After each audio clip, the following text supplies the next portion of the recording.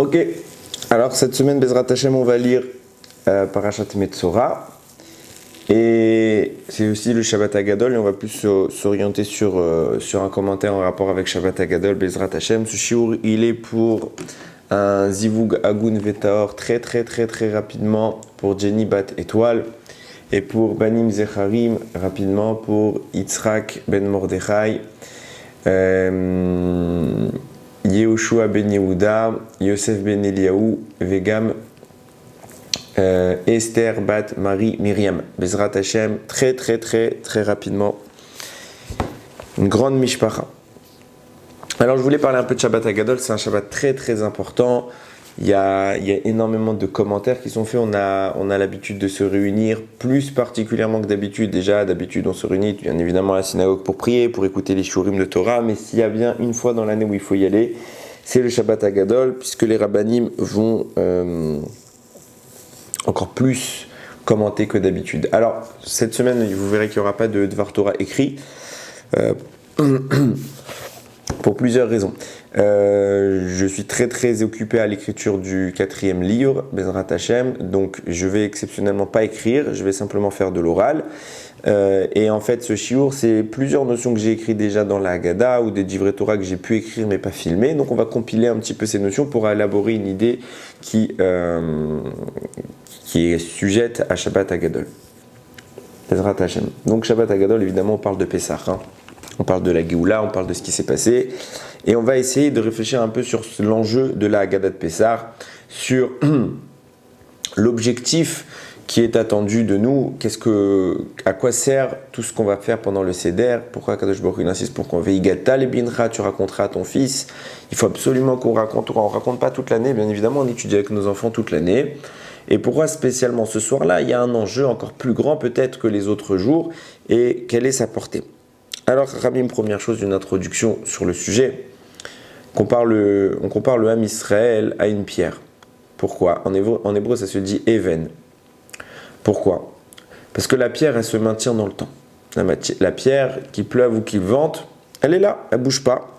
Elle est solide, elle résiste, elle passe le temps. Et Rabim nous compare à la pierre. Pourquoi? Parce que justement, on a passé le temps, on a survécu. On a Bechol Davadorum Dimalenu Lechalote, à chaque génération il y a quelqu'un qui se lève pour nous détruire, et Baruch Hashem, Akadosh Baruch Hu Matzilenu Miyadam, Hashem il nous sauve, on survit, on est là, on a pris des coups, on est abîmé, on n'est pas au top de notre forme, mais on est là. Quel est le secret de tout ça? Justement, c'est d'être comparé à une pierre. La pierre en hébreu se dit Even, comme je l'ai dit tout à l'heure, et c'est la contraction de deux mots, Av, Ben, le papa et le fils. Qu'est-ce qui fait qu'on est si solide? Qu'est-ce qui fait que les nations du monde ont voulu nous détruire? Elles n'ont pas réussi, on a maintenu le cap. Et qu'elles, au contraire, avec le temps, elles ont été détruites. C'est que simplement la transmission qu'un père fait à son fils. Av, Ben, Aleph, Bet, pour le papa, Av, et Ben, Bet, Nun. Quand vous contractez les deux, ça fait Even. Ça fait la pierre. Pour être solide comme la pierre, il faut qu'un père il s'asseye avec son fils, il lui apprenne la Torah. Et particulièrement le soir de la Haggadah de Pessah, il écrivait Gata le Binra, tu vas raconter à ton fils. À ce moment-là, quand on fait ça, on crée le lien de nous à la génération du dessus, de la génération du dessus à celle du dessus. De nous, on a Baruch Hashem aux tables de Pessah, on a des fois les parents, les grands-parents, et aujourd'hui on peut parfois même avoir les arrière-grands-parents, Baruch Hashem. On a des liens qui nous montent de plus en plus haut, et de fil en aiguille comme ça, nos parents, ils ont reçu de leurs parents, qui ont reçu de leurs parents, et ce récit se transmet de génération en génération jusqu'à la sortie d'Égypte elle-même, jusqu'à Moshe Rabbeinu. Et ce fil-là, conducteur, fait qu'on n'a jamais été capable, personne n'a jamais été capable de nous détruire, et qu'au contraire, nous, on a toujours été capable de survivre, de résister solidement. Et c'est de ce récit que j'aimerais un peu réfléchir, sur ce récit que j'aimerais un petit peu réfléchir, Bezrat Hashem. Vous savez, dans la Haggadah, elle est vraiment bien faite quand on sait l'étudier. Chachamim, le Baal Haggadah, l'auteur de la Haggadah, ont vraiment compilé et codifié le texte de manière à ce que vraiment on puisse aller de plus en plus loin, d'année en année, sur un même texte. On peut avoir des milliers de couches de lecture. Je crois que c'est un des textes les plus commentés de la liturgie juive. C'est le fameux moment dont j'aimerais parler, le fameux moment des de Manishtana, on va lire en quoi cette nuit est-elle différente de toutes les autres nuits. Et là-bas, le garçon, ou la petite fille, les enfants vont poser la question Bechol Dorvador, chez Bechol non, je vais y arriver. Chez Bechol Alelot. Ouais, j'ai oublié le texte plus basique. Chez Bechol Anu Chametz ou Matzah, etc. On va poser 4 questions. Bechol Alelot, donc on s'en fiche de l'ordre des questions, je les dis quand même bien. Chez Bechol Alelot, on me dit Ochlim Chametz ou Matzah. Toutes les autres nuits, on mange soit du Chametz, soit de la Matzah.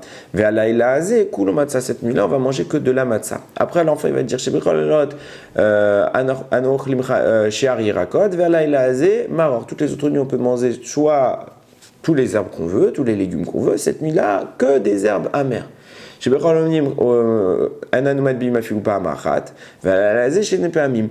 autres nuits, on ne trempe pas notre repas. Cette nuit, on trempe 2 fois. Une fois dans le karpas, quand on va prendre souvent c'est le minag de prendre du céleri qu'on trempe soit pour certains dans du vinaigre, pour certains dans de l'eau salée, comme ça on a vu. Et deuxième fois, on va prendre le maror qu'on va tremper dans le charoset. Ça, on le fait le soir du seder, mais toutes les autres nuits, on ne fait pas ça.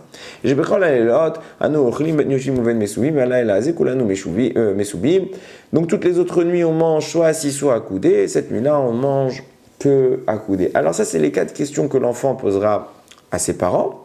Et la mission des parents sera de répondre à ces 4 questions. Comment? En lisant la Haggadah qui, justement, orchestre les questions et met en place les réponses. Ce qui est intéressant, c'est de voir que la Haggadah ne donne pas toutes les réponses. Bien au contraire, elle redonne une partie.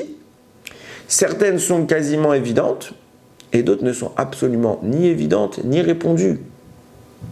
Je m'explique. Toutes les autres nuits, on mange soit du chametz, soit de la matzah. Papa, pourquoi cette nuit-là, on doit manger que de la matzah? La Haggadah nous répond. Quand à la fin du récit, à la fin de Maguid, on va prendre matzah. Enfin, on va expliquer. Non, à la fin de Maguid, on va dire pourquoi cette matzah-là que nous mangeons, on la mange pour quelle raison? Et le père répondra parce que quand on est sorti, ça n'a pas eu le temps de gonfler. Pareil pour le maror, l'enfant, il a posé la question pourquoi on mange du maror, le père va prendre le maror, va dire pourquoi on mange le maror, parce qu'on a eu une vie amère.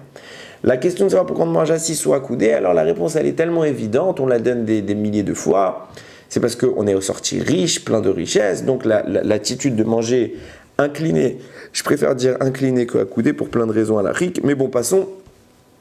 Admettons, accoudé ou incliné, peu importe, on mange penché sur le côté, c'est un signe de richesse. Donc c'est pour ça que nous mangeons cette nuit-là de cette manière. Par contre, la question qui est restée en suspens et que je vous défie de trouver une réponse dans votre Haggadah, dans le texte de la Haggadah, pas dans les commentaires, le texte de la Haggadah ne donne pas de réponse à la question pourquoi toutes les autres nuits nous ne trempons pas notre repas. Et cette nuit-là, on trempe 2 fois notre repas, une fois au niveau de karpas, quand on va prendre le céleri qu'on va tremper dans l'eau salée, et une fois dans le niveau du maror avec le charoset qu'on va tremper également. Pas attention, on ne pose pas la question ici de savoir pourquoi on mange le maror et pourquoi on mange le céleri.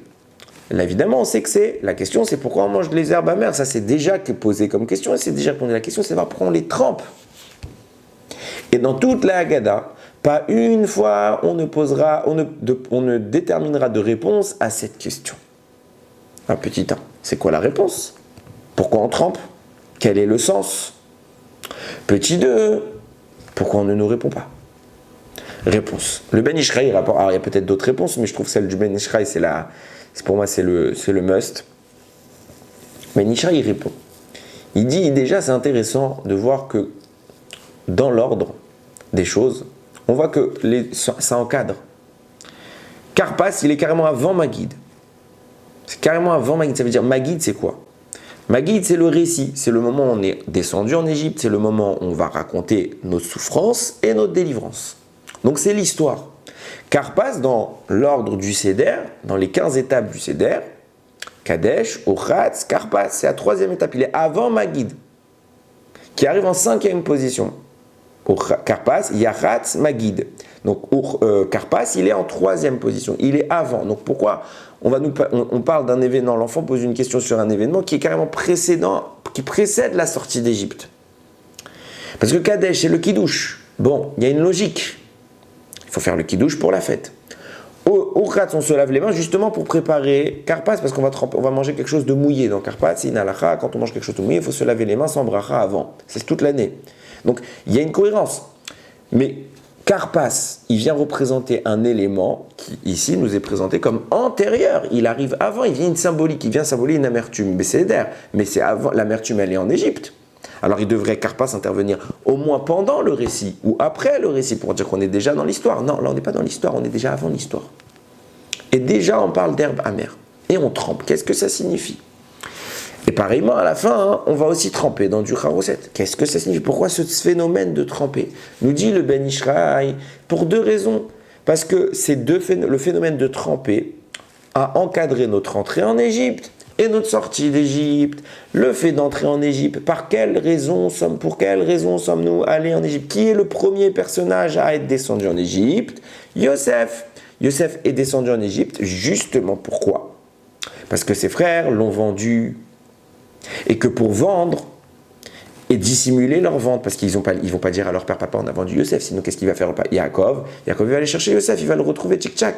Il n'est pas là le problème. Ils veulent dissimuler la vente. C'est une vente et on va la dissimuler. Comment ils ont dissimulé cette vente? Ils ont pris un animal, ils l'ont égorgé, ils ont pris la tunique de Yosef, ils ont trempé dans le sang et ils ont dit, papa, voilà, ton fils est mort. Ou une bête féroce l'a dévoré, ton fils reconnaît la tunique de Yosef, papa, il est mort. Ils ont fait croire à leur père qu'il est mort. Comment?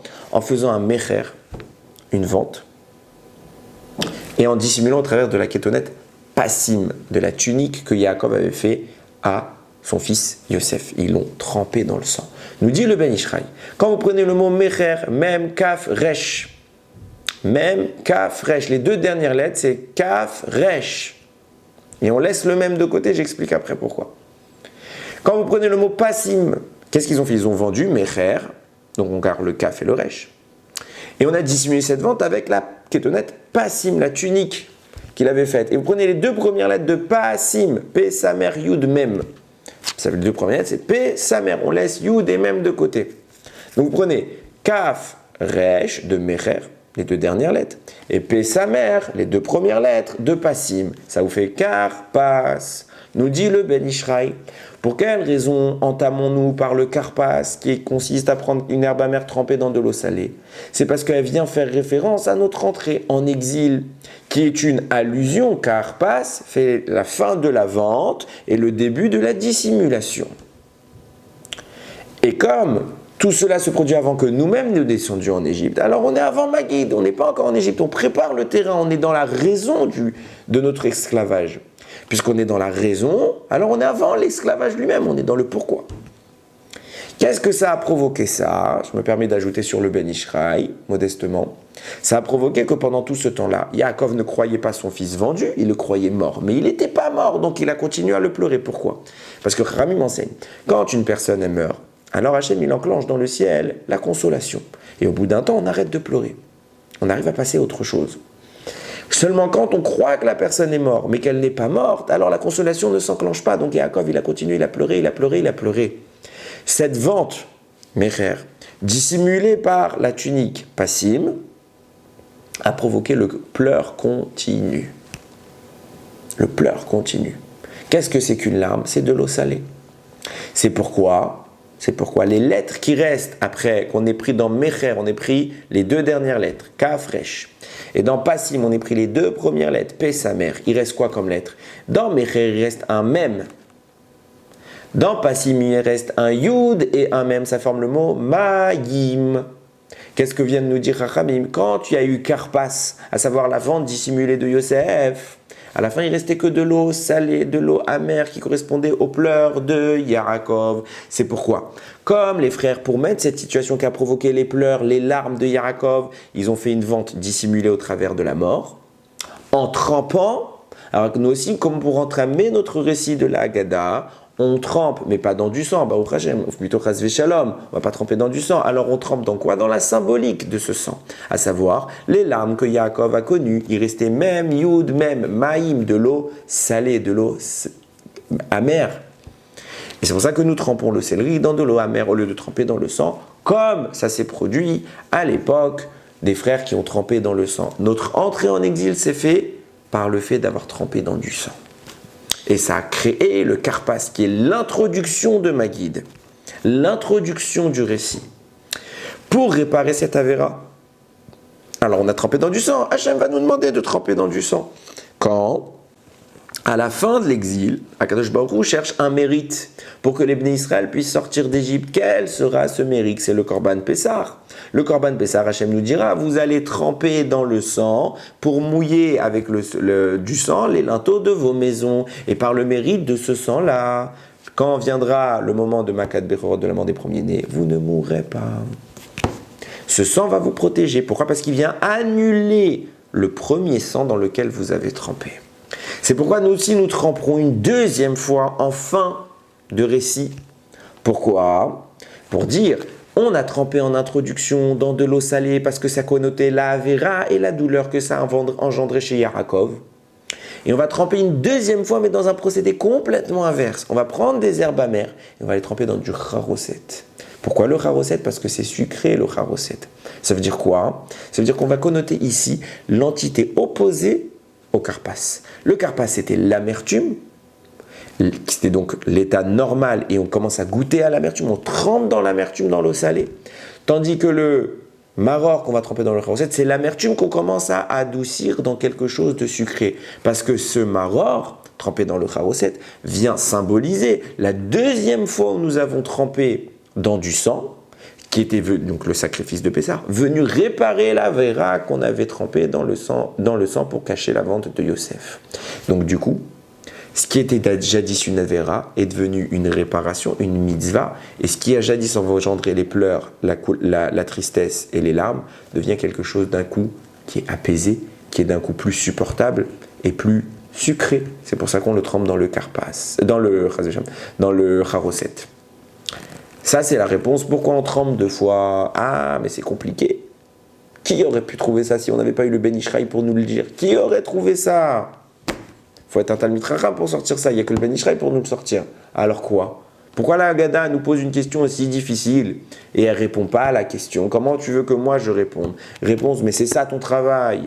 Tout le but de Pessah, c'est de te creuser. La Haggadah, elle a donné les questions. Elle a répondu aux questions faciles. Ce qui est difficile, c'est à nous de le chercher. Pourquoi? Parce que c'est ça tout le secret de la sortie d'Égypte qu'on raconte à nos enfants à Pessah. C'est une recherche remplie de commentaires, qui amènera la Haggadah elle-même à témoigner. Tout celui qui multipliera le récit de la sortie d'Égypte, il est digne de louange. Pourquoi il est digne de louange? Parce que c'est tout l'objectif. Et c'est pour ça qu'on introduit cela par Manishtana. Que dans Manishtana, on va nous laisser on va nous donner la partie émergée de l'iceberg. On va nous poser quelques petites questions. Et les questions un peu pas trop difficiles, on va y répondre. On va te donner la voie. Mais la partie réelle de la Haggadah consiste en une recherche acharnée. Acharnée. Il faut chercher commentaire après commentaire pour trouver des Hidushim au point que la Haggadah ne nous donne pas le plus dur, elle nous donne le plus facile, elle nous lance dans la voie, c'est à vous de continuer. La Haggadah nous l'annonce, je ne te donnerai pas tout, c'est à toi de trouver. C'est pas le but que ce soit nous qui arrivions, on lit un texte et shalom à l'Israël. Non, on prend le temps de chercher, de préparer en amont et d'arriver avec des chidushim pour valider ce que la Haggadah nous demande. Que plus on va commenter, celui qui multiplie le récit de la sortie d'Égypte, il est digne de louange. Mazé, ça veut dire on est digne de louange. Pourquoi c'est si fou? Parce que c'est ça tout le secret. Et c'est ce qu'on va essayer de développer maintenant. Tout le secret est là de Pessah. Cette phrase-là, que celui qui multiplie le récit de la sortie d'Égypte résume tout le secret de la Haggadah de Pessah. C'est vraiment la phrase pour moi. C'est le secret, c'est la chose la plus importante que nous dit la Haggadah. Multiplie les commentaires. Et c'est pour ça que je ne te donne pas tout. Pourquoi? Alors, j'ai lu un commentaire de Rav Baruch Moscovitch dans une Haggadah qui s'appelle Moulal Batish Bachot, qui explique c'est quoi, déjà, Birlal, c'est quoi commenter? C'est quoi?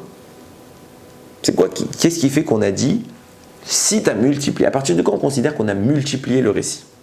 Et pour être digne de louange. Est-ce que si je prends, et c'est la question que je pose souvent, si je prends une Agada qui fait 180 pages et je lis tous les commentaires, j'ai multiplié. Alors j'ai fait une très belle mitzvah, je ne suis pas du tout mais est-ce que c'est ça? J'ai pris un texte et j'ai lu. Ou si je prends tout le récit de Shemot et je lis, ou avec les Rashi, avec les Ramban, les Oraim, les Midrashim, tout, c'est génial. Mais ce n'est pas encore ça. Ce n'est pas encore ça. Qu'est-ce que nous dit le Rav Baruch Moscovitch? Il dit, le secret de cette phrase, c'est de trouver des miracles qui vont multiplier le récit de la sortie d'Égypte. C'est quoi ces miracles? Ceux qui ne sont pas écrits. Ça veut dire qu'il y a le texte qui nous dit, il y a eu Diplé, il y a eu ça, il y a eu ça, il y a les commentaires déjà qui ont trouvé d'autres miracles. Mais nous, on doit être capable de lire entre les lignes au point de déceler dans le texte une évidence que le texte ne mentionne pas et découvrir des miracles. Il en donne un, j'en donnerai quelques-uns par la suite, Bezrat Hashem. Exemple. Un exemple tout simple et qui est d'une page toute évidente. Il dit, si un homme, il vient chez un roi et qu'il dit à ce roi, écoute, tu vas faire ce que je te dis. Fais ça, fais ça, fais ça. Le roi lui dit, va te faire cuire un œuf. Je ne veux pas t'écouter, quitter pour que je t'écoute. Le monsieur répond, mon roi, si vous ne m'écoutez pas, alors je détruis votre pays. Deux options. Soit c'est un rigolo, ou soit il a bu de l'alcool. Si tu vas me détruire mon pays, tu crois que tu me fais peur? Vas-y, essaye pour voir. Vous ne me croyez pas? Ok, tac, plus d'eau. Un claquement de doigts comme ça, plus d'eau. Alors le type, il va dire, tu ne me crois toujours pas? Libère, pas nécessairement libère, mais fais ce que je te dis. Le roi dit toujours pas fait. Tac, plus de courant, plus d'électricité. Tac, plus de nourriture. Tac, tac. Il le détruit, les immeubles ils s'effondrent, la terre elle tremble, tout claque. Qu'est-ce qu'il fait le roi? Deux options. Soit il abdique, soit il ne veut pas abdiquer. Et s'il ne veut pas abdiquer, qu'est-ce qu'il fait ce type? La solution la plus évidente, c'est il le zigouille. Il le tue. Tchic-tchac. Il y a un gars qui vient mettre le balagan chez moi, ben je le tue. C'est lui ou moi. Soit mon pays, soit lui. Et ben on est en état de guerre. Et ben la guerre, c'est la guerre. On le tue. Il n'y a pas d'autre solution. Mais c'est exactement ce qui se passe chez Paro. C'est exactement ce qui se passe chez Paro. Moshe arrive. Moshe, il est très respectueux du roi. Il n'y a pas de débat là-dessus. Il ne lui manque pas de respect. Il lui dit, Dieu m'a demandé, libère les Juifs. Il dit non. Si tu ne libères pas les Juifs, tu vas prendre cher. Il dit non. Ok, Dam, Sfardea, Akini, Marov, Dever, Shechin, Barad, les Diplé. Et évidemment qu'on imagine la scène. Que Paro, il cherche une solution. Comment on va s'en sortir? Il y a les plaies, comment on va faire? Il ne veut pas libérer, il n'est pas prêt à abdiquer. Donc il ne libère pas. Mais il est rempli de conseillers plus intelligents les uns que les autres. Il y a une solution évidente. Tue-le. Si Moshe meurt, puisque toi tu ne crois pas en Dieu, si Bémet il avait cru en Hachem, bon, fini l'histoire. Il ne croit pas en Dieu. Donc pour eux, Moshe c'est un grand sorcier très fort. Eh ben tue-le. Ils ont peur, eh ben, au moins essaye. C'est mieux que de prendre les plaies dans la figure. Essaye, il ne fait rien. Ni lui, ni personne. Moshe, il circule librement et tout le monde en Égypte respecte Moshe. Tout le monde respecte Moshe. Le type qui est en train de détruire ton pays, tu le respectes. Personne ne pense à se débarrasser de lui et de résoudre définitivement le problème. Personne. Si ce n'est à la 9e plaie, fin de la 9e plaie, annonce de la 10e. Moshe annonce à Paro, il vient lui dire, je vais maintenant donner la 10e. Paro lui dit à ce moment-là, si tu reviens me voir une fois, je te tue. Moshe fait, t'inquiète, pas de problème, je reviens pas, c'est la dernière. Après, c'est toi qui vas revenir. Et il a raison, c'est comme ça que ça se passe. Là, d'un coup, Paro il commence à avoir une petite idée originale. On va se débarrasser de Moshe. Que maintenant? Réponse du Rav. Très simple. Hachem voulait que Moshe aille voir Paro pour lui annoncer les plaies. Tout simple. Et comme Hachem voulait que Paro entende les plaies de la bouche de Moshe, alors il fallait que Moshe soit intouchable, donc il a rendu Moshe intouchable. Et il a littéralement privé l'esprit de Paro et de tous ses serviteurs et de tous ses conseillers, de tout un pays, il les a privés de la solution évidente parce qu'Hachem fait ce qu'il veut. C'est lui le vrai roi, le vrai maître de tout. Il fait ce qu'il veut et personne ne peut n'empêcher son projet. Si Dieu veut que Moshe circule, alors Moshe circule. Et toi, tu peux vouloir le tuer, tu n'y penseras même pas. Parce qu'il te privera de ça. Tu n'as pas la possibilité de t'opposer à Hachem. Et c'est sans doute un des miracles les plus importants. T'as pas, il fait ce qu'il veut. Et c'est ce qui va montrer à Paro, je fais ce que je veux, quand je veux, comme je veux. Et c'est exactement ce qui va se passer. Quand Moshe, il y a besoin qu'il aille voir Paro, alors ils vont chercher tous les plans possibles et imaginables. Rien. Mais lorsque Hachem n'aura plus besoin que Moshe aille voir Paro, alors il relibère l'esprit des Égyptiens. Et la Paro dit Eureka! Il suffit que je dise à Moshe que je vais le tuer. Parce que Moshe, il ne va plus revenir, alors Hachem, il lui libère. Et que maintenant, il n'y repensait pas avant. Pourquoi pas avant? Parce qu'avant, il y avait besoin que Moshe vienne. Et pas autre chose. Donc Hachem, il fait ce qu'il veut. Et ça, c'est un miracle qu'il a manipulé l'esprit de l'Égypte pour pas qu'ils pensent à la solution. Il les a abrutis, entre guillemets.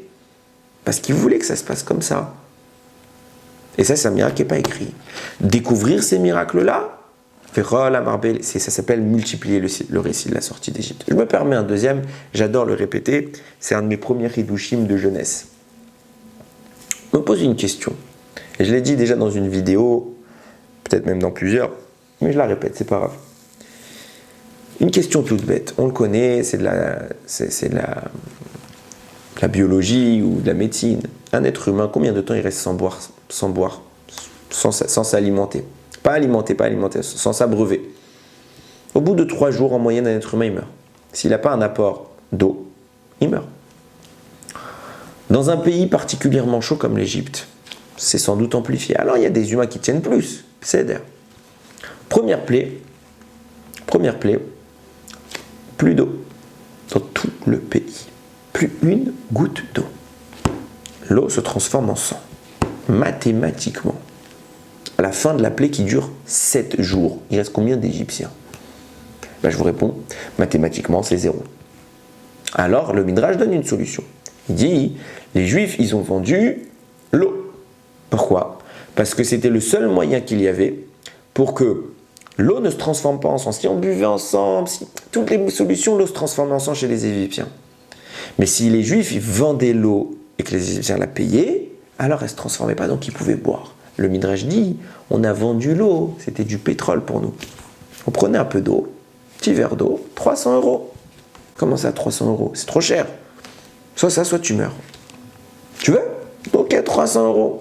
Mais, objectivement, sur une semaine, vu le prix de l'eau, très peu pouvaient se payer à ce point-là de l'eau. Donc on peut forcément imaginer que déjà au bout d'une semaine, il y a eu des morts. On continue. Tzfardéa, les grenouilles. Nous, on imagine que dans une petite pièce, il y avait 1, 2, 3 grenouilles, mais c'était des centaines et des centaines et des centaines dans une petite chambre qui croissaient toute la nuit. C'est une des 2 seules plaies où il y a écrit Tseraka, Gedola, Bemitzraïm. Un grand cri en Égypte. Vous étiez à côté d'un aéroport. Impossible de dormir. Pas un moment, ils ont fermé l'œil de la nuit. C'était pas possible. Trop de bruit. Combien de temps un être humain peut rester sans dormir? Même histoire, 3 jours. Au bout de 7 jours, il reste combien d'Égyptiens? Mathématiquement. Pas beaucoup. Hein. Allez, on fait les meilleurs. Bête sauvage. Tu sors de chez toi, il y a un lion qui te mange, tu rentres à la maison, il y a un serpent qui t'étrangle. La grêle. C'était pas des petits grêlons comme ça. Hein. Boule de bowling. Et si tu arrives à esquiver la grêle, qu'elle a explosé ta maison, à l'intérieur il y a du feu. Arbé, ils ont mangé toutes les récoltes, les sauterelles. Rocher, obscurité totale pendant 3 jours. 3 premiers jours, ils ne voient rien, ils ne bougent plus. Donc déjà, comment ils ont fait pour obtenir à boire et à manger? C'est compliqué. Mais mieux que ça, 3 jours d'après, l'obscurité s'opacifie, ils sont emmurés, ils ne peuvent plus bouger. Ils ne peuvent plus bouger, ils ne peuvent plus se mouvoir. Donc ils ne se sont pas déplacés. Ils n'ont pas pu aller aux toilettes, ils n'ont pas pu manger, ils n'ont pas pu boire. Combien il reste d'Égyptiens? On continue. Makat Bechorot, évidemment la meilleure pour la fin. Makat Bechorot, le Midrash dit la veille de Makat Bechorot, d'ailleurs c'est ce qui s'est passé d'après certains, c'est pas la veille mais c'est pendant Shabbat Agadol. Enfin si c'était la veille en fait. Pour Shabbat Agadol, certains, le Tosfot comme ça il rapporte que, de toute façon c'est le Midrash qui dit quoi qu'il arrive c'est ça, que les premiers-nés ils ont vu 9 plaies. Ils ont vu que Moshe, à chaque fois qu'il donnait une plaie, elle se réalisait. Donc ils ont dit, quand il annonce la mort des premiers-nés, il ne blague pas, il va vraiment la réaliser. Donc demain, tous les premiers-nés disent on est mort. Donc ils ont été voir leurs parents, libérer les Juifs, libérer les Juifs. Pourquoi? Parce qu'ils savaient qu'ils allaient mourir. Donc ils ont dit libérez-les, sinon demain on est mort. Les parents ils ont dit non. Alors guerre, la veille, il y a eu une guerre pour tuer les parents et libérer les premiers-nés. Comme ça on va forcer la libération des Juifs et il n'y aura pas Makat Bechorot. Ils espéraient comme ça. Des milliers de morts. J'ai lu un midrash qui dit 600 000 morts la veille. 600 000 morts avant le début de Makat Bechorot. Maintenant arrive Makat Bechorot.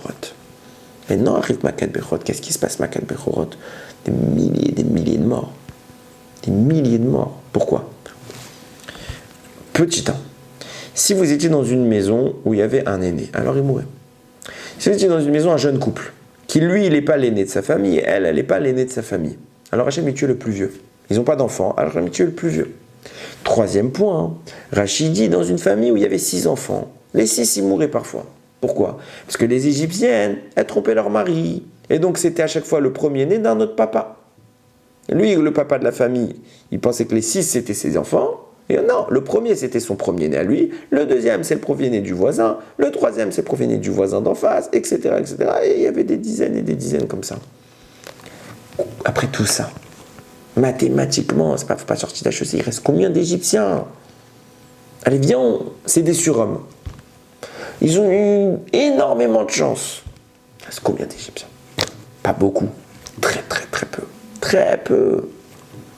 Pourtant, Péchalar, on sort d'Égypte. Nous, on est 600 000 hommes de plus de 20 ans. Tu comptes les femmes, les enfants, on est 2-3 millions. On sort d'Égypte, on arrive devant la mer. On se retourne. Qui apparaît? Une armée entière d'Égyptiens. Tellement nombreuse qu'elle nous fait peur à nous. 3 millions. 3 millions on était. Et on a peur. Et 3 millions, c'est sans compter le Erev-Rav. On a peur de qui? De 150 soldats. Faut pas peur, 150 soldats, 3 millions. Alors vous allez me dire l'aspect psychologique. 150 contre 3 millions, il n'y a pas d'aspect psychologique. Si vous lisez les Midrashim, ils étaient 30 fois plus que nous. D'où ils viennent ces gens? D'où ils viennent?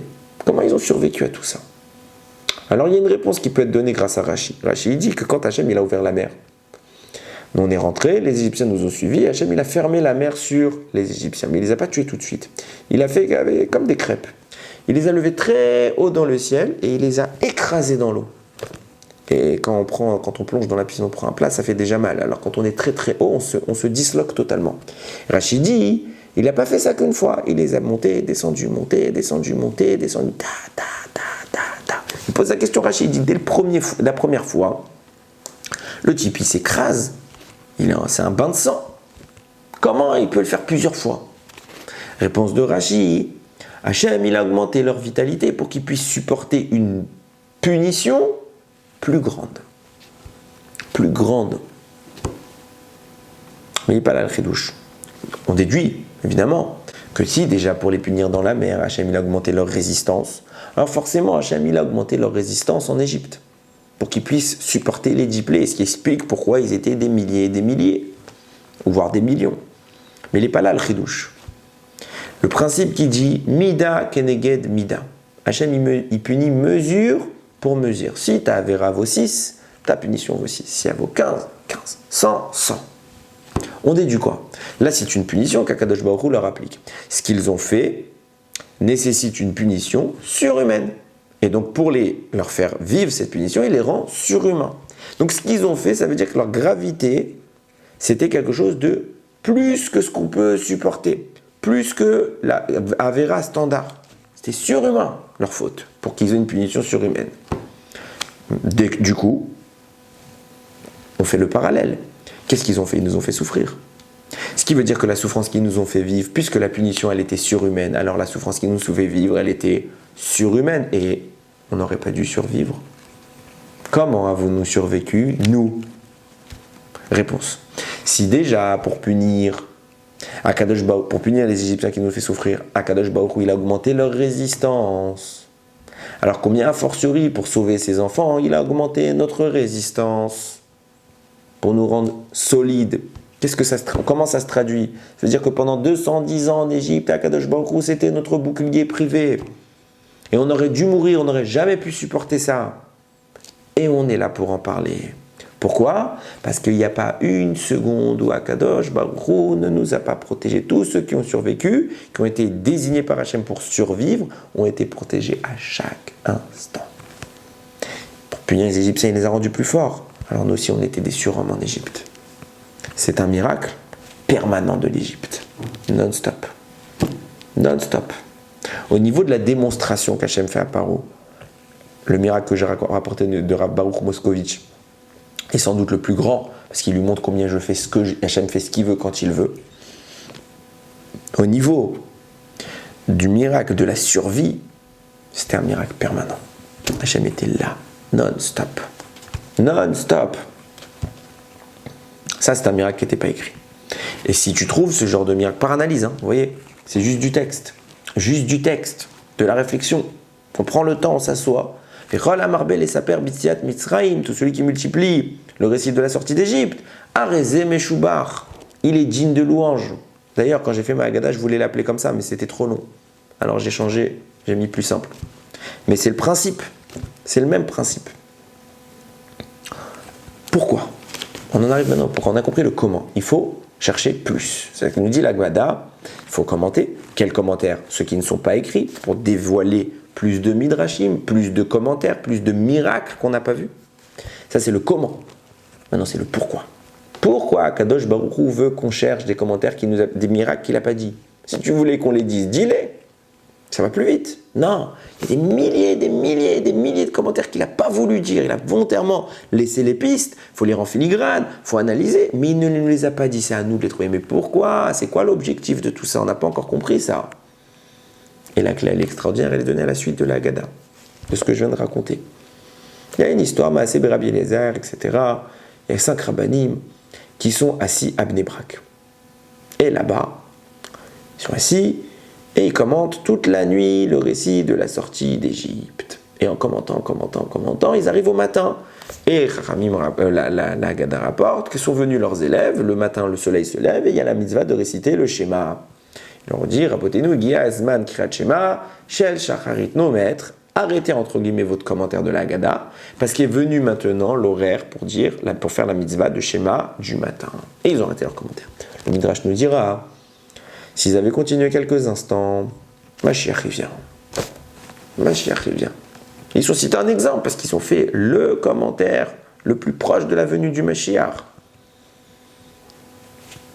Pourquoi on nous raconte cette histoire? C'est l'exemple qu'on nous choisit. Attention, tu vois, encore c'est pour nous dire comment, ça y est, tu nous as dit commenter sur 3-4 paragraphes avant. On a compris qu'il faut commenter à quoi? Tu vas encore me rajouter commente, ça va? Tu vas me dire ça toute la nuit? Réponse. Le Sfat Emet rapporte. Akadosh Baruch Hu, il dit même dans la Haggadah, je suis venu vous libérer pas par l'entremise d'un ange, pas par l'entremise d'un séraphim, pas par un émissaire, moi personnellement. Pourquoi moi personnellement?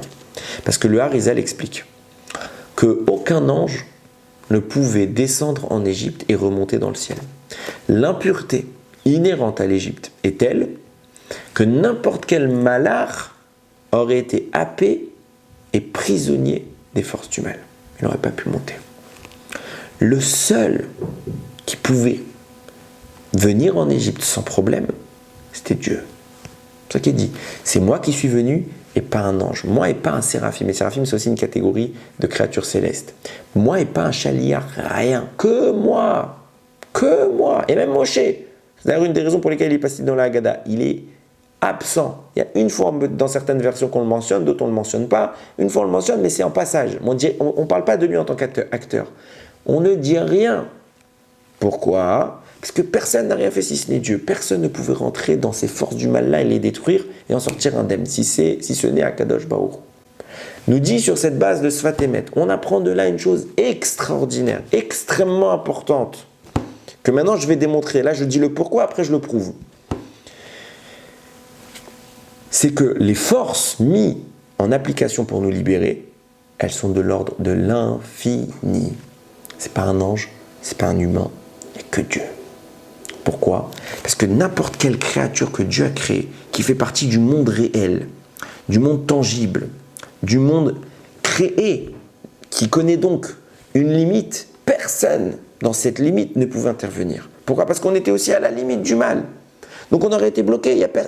Pour vaincre cette limite, il fallait franchir, détruire la limite, outrepasser la limite et passer dans l'illimité. Il fallait une force supérieure à la limite du monde, une force supérieure à la nature, donc une force surnaturelle de l'ordre, de l'infini, qui est capable de briser le fini. On était à la terminaison du monde en termes de puissance. Et l'intervention qui a été celle d'Akadosh Baruch Hu était supérieure à ça, signifiant infini. Et puisque cette force, les forces en cours de la sortie d'Égypte sont infinies, alors la sortie d'Égypte n'est pas finie. Puisque c'est infini, c'est pas fini. Alors qu'est-ce qu'on doit faire?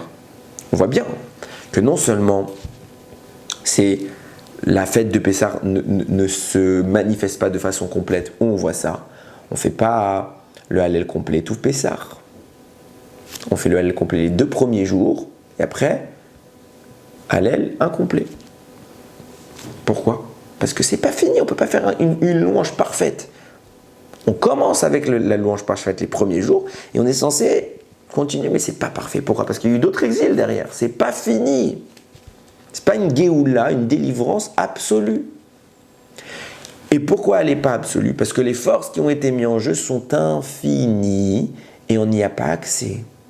Mais si on arrivait à y avoir accès, alors on accède à l'infini et la Géoula est complète. Comment on fait pour y avoir accès? On les trouve. Comment on les trouve, ces forces? Ça veut dire quoi? De façon claire. Il y a les 10 plaies. Il y a les miracles que la Torah nous a dit clairement. Ça, c'est la partie finie. Mais il y en a une infinité de cachets. Et à chaque fois que j'en dévoile un, je dévoile un peu plus de force de Géoula, un peu plus de force de délivrance, de liberté. Et j'accrois la liberté. Je rajoute un nouveau commentaire, j'augmente la liberté. Un nouveau. Au point que ces 5 rabbinim-là sont arrivés à un tel niveau de dévoilement des miracles de l'Égypte qu'ils étaient à la frontière pour briser la limite et accéder à l'infini. Et à ce moment-là, se serait révélé le Mashiach, parce qu'ils allaient dévoiler assez de secrets pour qu'on arrive à la limite, à la frontière du fini, et pour qu'on entre dans l'infini. Seulement, le Yetzer Hara est intervenu, et il a brisé ça. Qu'est-ce que nous demande la Haggadah? Cherche, commente, pourquoi? T'es digne de louange, mais pourquoi? Qu'est-ce qu'il y a d'extraordinaire dans ça? Tu mets en scène Mashiach. C'est pour ça qu'on nous raconte une histoire sur Mashiach. Ils allaient venir et faire venir Mashiach à quelques commentaires près. Parce qu'ils ont réussi à faire émerger toutes les forces qu'ils étaient capables de remarquer pour entrer dans le cadre infini. Et Mashiach, il allait venir. La sortie d'Égypte n'est pas finie. La sortie d'Égypte, c'est le début. Et notre travail à Pessah, c'est de continuer de sortir d'Égypte. De ne pas rester passif, de prendre la porte, de l'ouvrir et de traverser. Comment? C'est pas en faisant nos bagages et partir en Israël. C'est pas que ça. Bien sûr que c'est une mitzvah. C'est pas ça. On cherche Dieu. Où est-ce qu'il était en Égypte? Qu'est-ce qu'il a fait? Comment il a fait? Quel était le miracle? Et plus on les découvre, plus on libère les forces de la Géoula. J'ai dit le pourquoi, j'ai dit le comment, maintenant il faut le prouver. Où on voit ça? Il y a plusieurs preuves. J'en ai amené 2. Je sais pas tout. Il aurait fallu que je reprenne tous mes divrei Torah sur les sujets. Ça pourrait prendre beaucoup de temps. Baruch Hashem, mais on n'aura pas tout ce temps. Donc on donne une idée et chacun pourra après apprécier le temps qu'il a pour la développer. Je donne l'exemple de la plaie de Barad, la grêle dans Parashat Veira. Regardez ce qui est écrit. On est au Perek Tet. Vayomer Hashem el Moshe, Hashem il dit à Moshe, Ashkem baboker, lève-toi le matin, V'yitzetzev lifnei Paro, tu vas te tenir devant Paro, Ve'marta elav ko amar Hashem Elokei ha'ivrim, ainsi parle Hashem le Dieu des Hébreux, Shalach et ami ve'yavduni, renvoie mon peuple et qu'il me serve. Ki bapa amazot, parce que cette fois-ci, ani sholeach et kol magebotai, j'enverrai toutes mes plaies, tous mes fléaux, tout ce que vous voulez. Elle libéra vers ton cœur. Uva avadecha, et à tes serviteurs, va mecha ton peuple, bavour teda, qui en kamoni bechol haaretz, pour que tu saches qu'il n'y a pas comme moi dans toute la terre. Hachem annonce la démonstration. Je vais te prouver. Cette fois-ci, j'envoie. Pas les autres fois. Celle-là, high level. Quelque chose d'extraordinaire. Et Rashi va faire un commentaire invraisemblable, incompréhensible. Incompréhensible. Il dit comme ça, sur le pasuk d'Alet. Limadnu Mikan shemakat bechorot shekula keneged kol hamakot. De là, on apprend que la plaie des premiers-nés, elle équivaut à toutes les autres plaies. On est dans Barad. On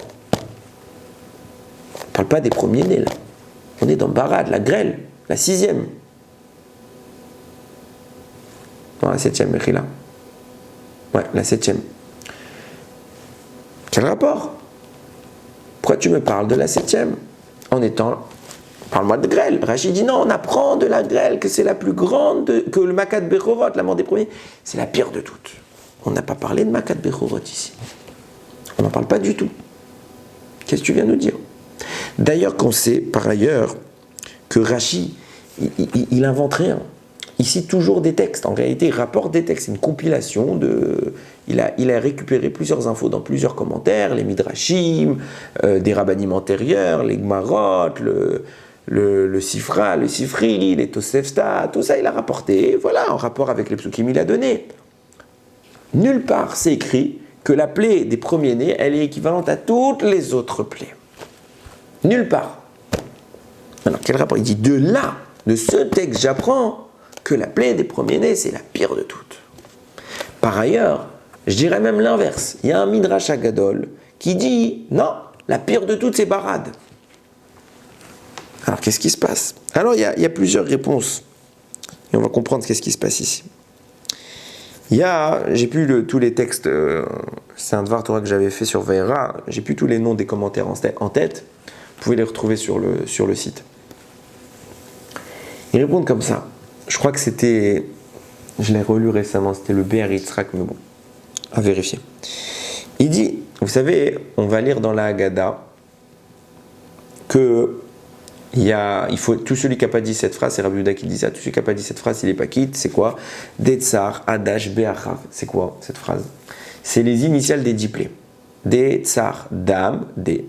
Tzfardea, Tsa. Dan Sefer Kadam, Kinim, Detzar, premier mot, etc. Vous prenez les initiales de toutes les plaies, et ça vous fait Dam, Tzfardea, Kinim, Arodea, Detzar, Adash, Be'achav. Cette phrase-là était inscrite sur le bâton de Moshe. Chaque première lettre des 10 plaies était inscrite sur le bâton de Moshe. Et quand lui devait annoncer une plaie, il savait à l'avance ce qui allait se passer. Il regardait la lettre en question. Il savait que la première lettre, Dalet, il connaissait déjà les 10 plaies Moshe Rabbeinu. Il savait que donc la première, il ne savait peut-être pas l'ordre. Il savait qu'il allait y avoir 10 plaies. Il y avait une logique qui était dévoilée auprès de Moshe Rabbeinu. Il dit que Dalet, c'est pour Dame. Ok, il n'y a qu'un Dalet, donc c'est pour Dame. Alors il y a des vers aussi. Ok, bon, en tout cas, le Dalet, c'était pour Dame, il savait. Il y avait des groupes, c'était par groupe de plaies, donc il ne pouvait pas se tromper, même pour le Dalet. Je ne vais pas rentrer dans les détails sur ça, mais c'est évident. Je vais aboutir à mon sujet. Donc Dame, etc., il regardait Dalet, bon, ça c'est pour Dame. Tzadik, c'est pour Tzfardea. Kaf, c'est pour Kinim. Aïn, c'est pour Aov, etc., etc. Il arrive, premier groupe, c'était, on a dit Detzar, ça il a fait. Deuxième groupe, c'était Adash, ça il a fait. Il arrive au troisième coup, Be'achav. Il arrive aux bêtes et il s'est passé quoi? Pourquoi il s'est passé quoi? Parce que ça peut être Barad et ça peut être Bechorot. Il y a 2 bêtes dans ce groupe. Tous les autres groupes, ils sont des lettres qui s'apparaissent qu'une fois dans le groupe. Comme je le disais tout à l'heure, Detzar, le Dalet, le Tzadik et le Kaf sont qu'une fois. Pareil pour Adash, le Aïn, le Dalet et le Shin sont qu'une fois. Tandis que dans Be'achav, c'est le seul groupe où il y a 2 fois la même lettre. Et là, il est ambigu. Ça peut être soit le premier bête, ça peut être soit pour Bechorot, soit pour Barad. Quand Akadosh Baruch Hu lui a dit que c'était Barad, alors il a compris que Bechorot c'était la dernière. Et alors, ça change quoi? Les plaies, elles allaient crescendo, elles étaient de plus en plus puissantes. Donc on déduit que si le premier bête c'est Barad, la grêle. Alors le dernier bête, c'est Bechorot. Or, comme la dernière plaie, c'est la plus puissante de toutes, Bechorot, c'est la plus grande de toutes. D'où Rashi a-t-il su? Pourquoi il dit que de Barad, j'apprends que Bechorot, c'est la plus grande de tous? Parce que justement, il hésitait entre Barad et Bechorot, entre la grêle et les premiers-nés, et quand il a vu que la première à intervenir, c'était Barad, alors il a compris qu'elle était plus faible que Bechorot. Très bien. Très très bien. Seulement, ça ne répond pas à notre autre question. Comment ça se fait que le Midrash il dit autre chose? Le Midrash il a dit quoi? Il a dit que Makat Barad, la plaie de la grêle, était plus grande que toutes les autres plaies. Et quand bien même on dit que Bechorot c'est la plus grande, où il dit qu'elle équivaut à toutes les autres plaies. D'accord, elle est plus grande, mais ça ne veut pas dire qu'elle équivaut. D'où il a déduit tout ça. Alors il y a un Rida qui est passionnant, qui dit, vous savez, quand Rashi écrit son commentaire, comme beaucoup de Rishonim de sa génération, quand ils écrivaient, c'était à la main, hein, et ils écrivaient beaucoup en abréviation. Et l'abréviation de Makat Bechorot, c'est Mem Bet. Avec deux traits au-dessus, vous mettez un apostrophe, Mem Bet, Makat Bechorot. Il dit le Rida, il dit quand les copieurs, les copistes, ils ont repris le texte de Rashi, des fois, à un moment, ils ont écrit le mot entier. Au lieu de mettre l'abréviation, pour que ce soit plus clair, pour ceux qui n'ont pas l'habitude des abréviations, ils ont mis le mot entier. Seulement, ils ont vu même bête. Et ils se sont dit que c'était Makat Bechorot, parce que c'est l'abréviation de Makat Bechorot, la plaie des premiers-nés. Seulement, d'après le Rida, c'est pas ce qui a été écrit dans le texte original de Rashi. Ce qui a été écrit dans Rashi, même bête, c'était Makat Barad, la plaie de la grêle. Et pourquoi il y a ambiguïté? C'est vrai qu'il y a une ambiguïté, parce que généralement, pour dire n'importe quelle plaie, on dit juste le nom de la plaie. Dam, Svart. On ne dit pas Makat Dam, Makat Svardea. On dit Dam, Svardea, qui la seule où on dit Maka devant, c'est Bechorot. On dit Makat Bechorot. Donc quand ils ont vu même bête, ils se sont dit évidemment qu'on parle de Makat Bechorot, parce que c'est la seule où on met Makat. Mais ici, Rashi, il n'a pas voulu dire ça. Il a voulu dire Makat Barad, la pire de toutes, qui équivaut à toutes les autres. Barad. Et ça rejoint ce qu'il dit le Midrash. Là, on commence à avoir une idée claire. Qu'est-ce qui se passe? Pourquoi Rashi, il invente comme ça, il nous balance un ovni, la pire de toutes, c'est Bechorot, alors qu'il n'a pas de source pour le dire.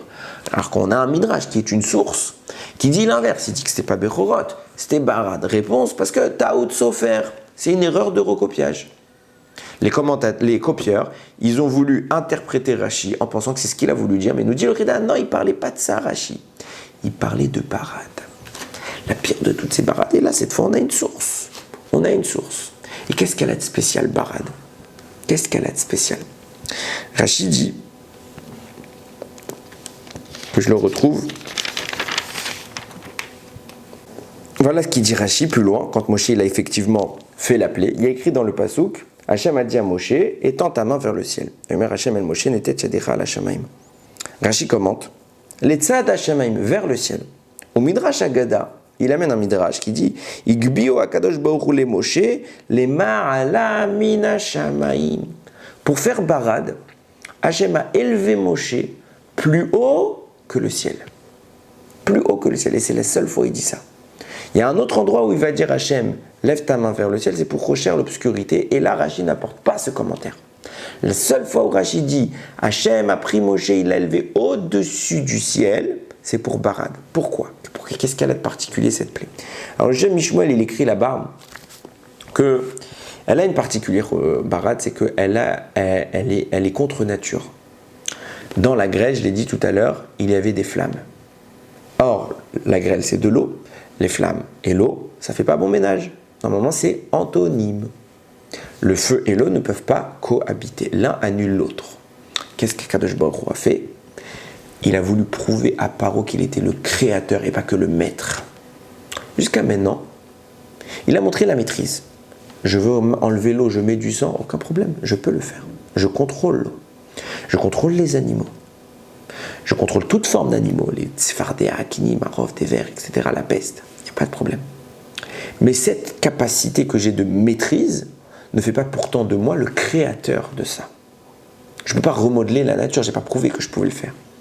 C'est pour ça qu'intervient Barad. Barad intervient pour dire, regarde, de remplacer de l'eau avec du sang, c'est un miracle, mais c'est faisable. C'est un remplacement. Je contrôle.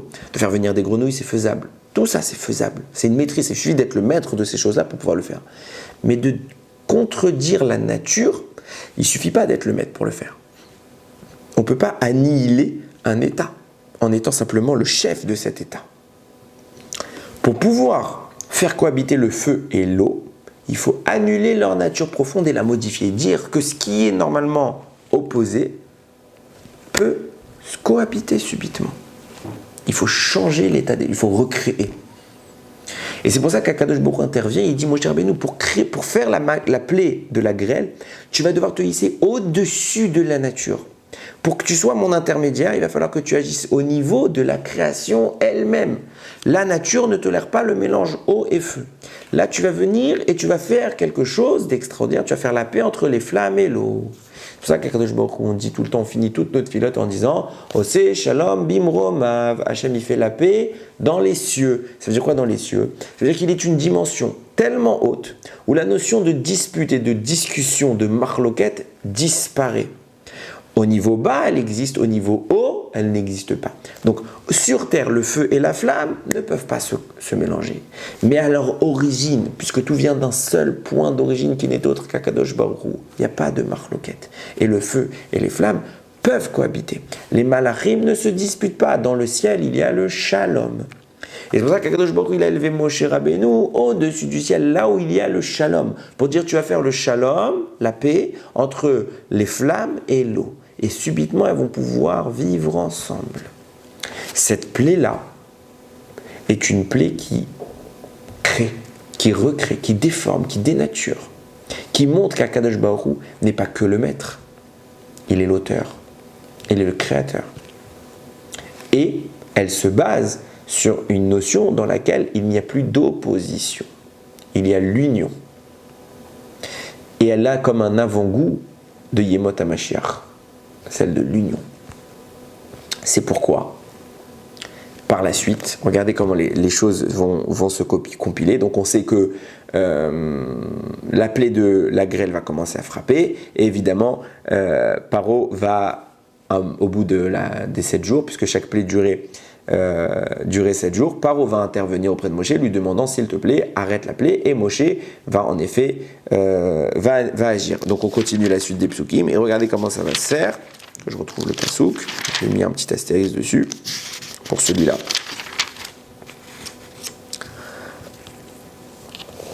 ויצא משה מן פרעה את העיר ויפרוס כפיו אל השם וירדלו הקולות והברד ומטר לו ניתח ארצה. Donc Moshe il est sorti de la ville, il a prié Hachem pour que s'arrête la grêle, et en effet, il n'y a plus les bruits, il n'y a plus le tonnerre, il n'y a plus la grêle, il n'y a plus la pluie, et Umatar, la pluie, donc la grêle, l'onitar artsa, elle n'a pas touché le sol. Qu'est-ce que ça veut dire? Nous disent Rachamim, c'est rapporté dans le Torah Shelema. Il dit là-bas que les grêlons qui étaient déjà descendus, qui étaient donc entre le ciel et la terre, ont été suspendus dans le vide et se sont arrêtés. Pourquoi? Parce que l'ange du feu, c'est Gabriel. Et l'ange de la grêle, c'est Baradel. Barad, quel? Ok? L'ange de la grêle. Ils sont descendus accompagnés, j'ai noté le chiffre cette fois, il est là, de 4 milliards 960 millions d'anges. 4 milliards 960 millions d'anges pour rattraper chaque goutte de grêle et les garder. Ce qui signifie que la grêle qui était encore à tomber, elle n'est pas tombée, puisque ça s'est arrêté, il y avait encore du stock. Et celle qui a été déjà amorcé sa chute, 4 milliards 960 millions de morceaux, se sont suspendus dans l'air et se sont arrêtés, retenus par les malachim. À quoi servit cela? Le Midrash nous dit, elle a été gardée pour les guerres de Canaan et les guerres de Gog ou Magog, la guerre de Mashiach. Pourquoi? Akadosh Baruch Hu nous dit quoi ici? Il est une plaie parmi les 10 plaies qui n'est pas terminée, elle s'est coupée au milieu. C'est laquelle? Barad. Barad, elle va se finir quand? À la fin des temps. Et vient Rachid nous dire, sache que la plus grande de toutes les plaies, c'est Barad. Ah, mais je croyais qu'elles étaient tous crescendo, qu'elles avançaient une par une. Donc la première est moins grande que la deuxième, qui est moins grande que la troisième. Donc la dernière, Makat Bechorot, elle devrait être plus grande encore. Réponse, dans la sortie d'Égypte, oui. À la fin des temps, Barad dépassera Makat Bechorot. Pourquoi? Parce que Barad, elle n'a pas exprimé encore tout son potentiel. Et viendra un moment où elle exprimera tout son potentiel. Quand est-ce qu'elle va faire ça? À la fin des temps. Et à ce moment-là, on voit que quoi? La sortie d'Égypte qui était donc, c'est ce que j'essaye de démontrer, ce n'était qu'un début qui s'est interrompu. On n'a pas libéré toute la puissance. On n'a pas libéré toute la puissance. Il a interrompu Barad parce qu'à elle seule, Barad mettait fin à l'histoire.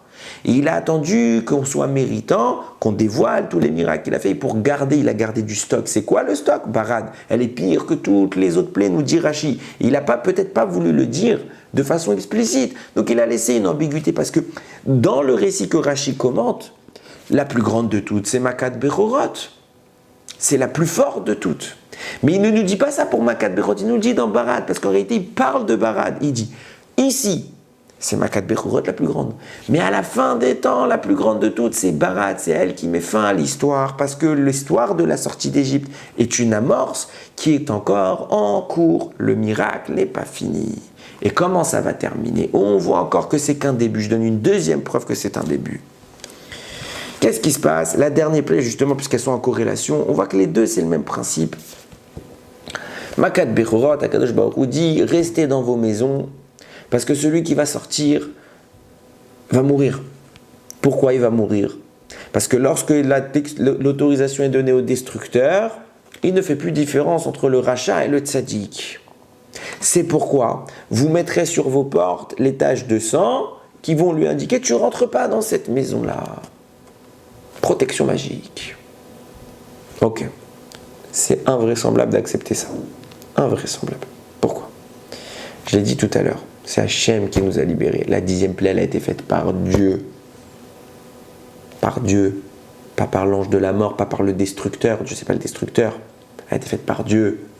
Comment tu me dis? L'ange de la mort, quand il a le destructeur, quand il a l'autorisation, il tue tout le monde sur son passage, alors il ne faut pas qu'il te voie. Parce qu'il ne sait pas distinguer le premier-né, le pas premier-né. Mais on s'en fiche, c'est pas lui qui a fait la plaie, c'est Dieu. C'est Dieu. Parce que si c'était ça, pas les miens. Si à la mort des premiers-nés, il y avait un juif qui était mort, de mort naturelle, c'est son heure. Tout le monde a une heure. Maladie, âge, ce que vous voulez. Qu'est-ce qu'il aurait dit par ah, t'as vu? Il y a un juif qui est mort.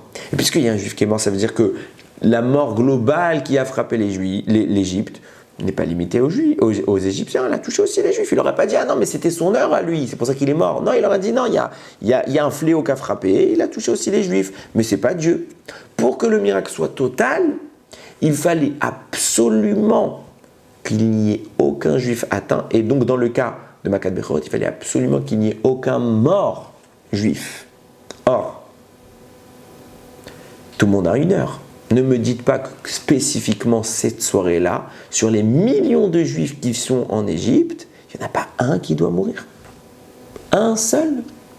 L'ange de la mort, il a son listing, il frappe à la porte. Et oui, une fois qu'il a le listing, il n'y a plus de différence entre un rachat et un tzaddik. Il tue. On n'est plus dans le registre de la faute, on est dans le registre de la date. La date est arrivée, tu t'en vas. Mais seulement s'il avait fait ça, alors les Égyptiens auraient contredit le miracle d'Hachem. Hachem, il a dit ce soir on fait une pause la mort. On met la mort entre parenthèses.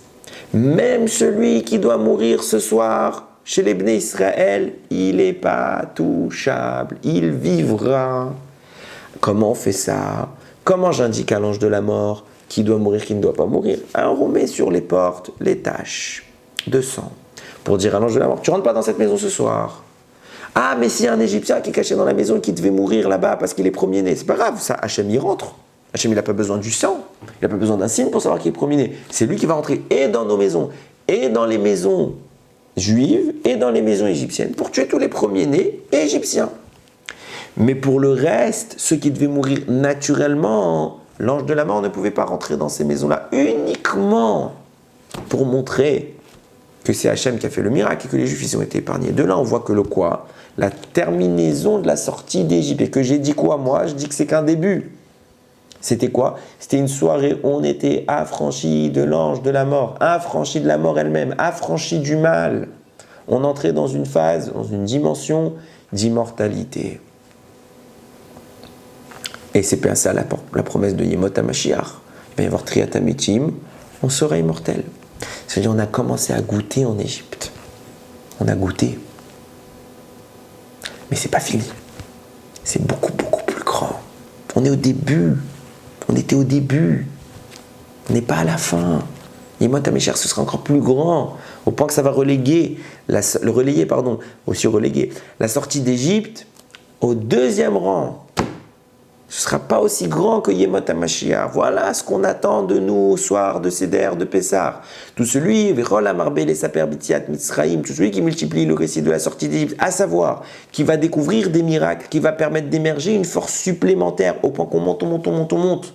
Et le miracle continue de se produire, on fait déferler les énergies de la sortie d'Égypte au point où elles vont culminer à leur summum et nous libérer définitivement.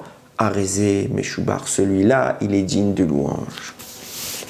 Alors, Rabotai, à vos stylos, à vos livres, on s'installe, on cherche, on se casse la tête, bien comme il faut. On prépare la Gada, on réfléchit, on analyse, on pose des questions et on donne des réponses. Ne perdez pas cette occasion. Ne perdons pas cette occasion. C'est ça ce qui se passe à Pessah. C'est ça qu'on essaye de rappeler Shabbat à Gadol. Toute cette préparation, elle nous amène à être libérés définitivement. Yiratson, que nos commentaires ils ouvrent la porte. De même, Rami m'ont dit, de même qu'on a été libéré en Nissan, on sera libéré en Nissan. Peut-être une interprétation personnelle de dire c'est pas nécessairement au mois de Nissan qu'on va être libéré, mais qu'en Nissan, qui a été le mois de l'Égypte, de la sortie d'Égypte, puisqu'on va faire le commentaire de la Gada, on va libérer les forces, et ces forces-là vont être l'amorce définitive de notre sortie.